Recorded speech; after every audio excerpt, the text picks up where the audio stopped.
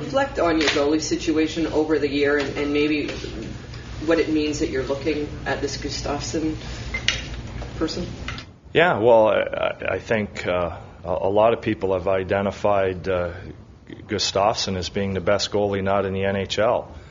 And that's what we're trying to do, is improve at every position. I'm confident that Vesa is going to bounce back next year. And speaking with him yesterday, he said, in hindsight, he wished he didn't want to really be shut down when he was trying to play with all this pain. And now he said, in hindsight, how he feels today. He's really glad he did it. He thinks that he could actually have played in 2 to 3 weeks from now. I'll be ready in 2 or 3 weeks to start skating, and within a month to be ready to play. So that's how good he feels. Now, I have all the faith in the world that if he's healthy, he should be our number one goalie next year. But we want to improve at every position. And if I haven't seen Gustavsson play.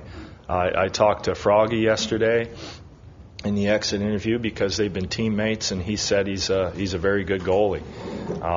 He's a big body goalie too. He's 6'3". If we're lucky enough to sign him, then that'll provide even more motivation for Tos to be ready for next year and be kind of pushed and have an internal competition, which I think is very healthy. Leading the league in goals against. How much was that goaltending, and how much was it other issues? Well, it's partly goaltending, but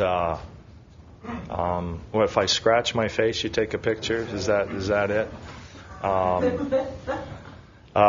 No, it's partly goaltending, and partly we had some injuries to some key people, but it's as much team too, and.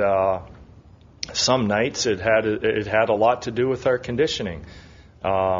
We'd play some great games, and then you throw one in there when you don't have any energy, and you give up 8 goals because there's no fight in front of the goaltender, and then he looks bad. So it's a combination of things. What the one area I don't like is our save percentage. When you're generally under 90%. And that's not even average in our league anymore, 90%, and we didn't even get to average. So we've got to do better there. But we had cut down in the first 3 quarters of the season on our shots against, but in the last quarter they went up dramatically when we lost a couple of people and a few of our defensemen were out for extended periods of time. There was a lot of stress on some of the younger defensemen that we had in there. Again, as the season wore on, there were certain areas of our game that that is work ethic, and if you're tired, it's really tough to get yourself out of trouble, and that's just another indication that we have to find a way to bump up our conditioning. You only saw Pogge sporadically. What is your recommendation going to be to Brian about his future with the organization? Well, you don't. He's still very young, and I think he's going to have an opportunity now, being in the playoffs, where to rise up and show that he can do it. But if anything, there are some mental hurdles he's got to jump over. I think physically. He's got all the talent in the world, but mentally he hasn't been able to put it all together yet. And this is a tough place to battle those kinds of flaws if you're not mentally tough enough yet, and some players take a little bit longer to develop there.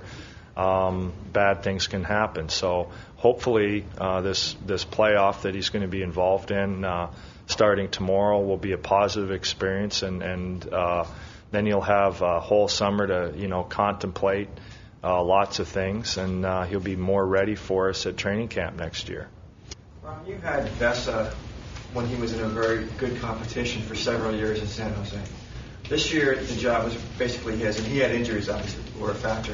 But I mean, different horses run different ways. Is Vesa a guy that you think? You mentioned he would benefit from competition, but is he a guy that sort of needs that that horse galloping right behind him? I don't know if he does, but the evidence this year would point to that. When I had him in San Jose, he was always obviously competing. My first year there, it was Kiprasov and Nabokov. And then Nabokov, they both pushed each other to be better, and I don't think it's ever unhealthy. Goalies are a little bit different psychologically because you kind of are out there alone, more so than any other players on a team. So there can't be too much competition, but I think the ability to take a break every once in a while for a short period of time, whether it be an injury or like a forced sit down and the other goalie can carry the load for a while, that can be healthy. And this year it just wasn't possible.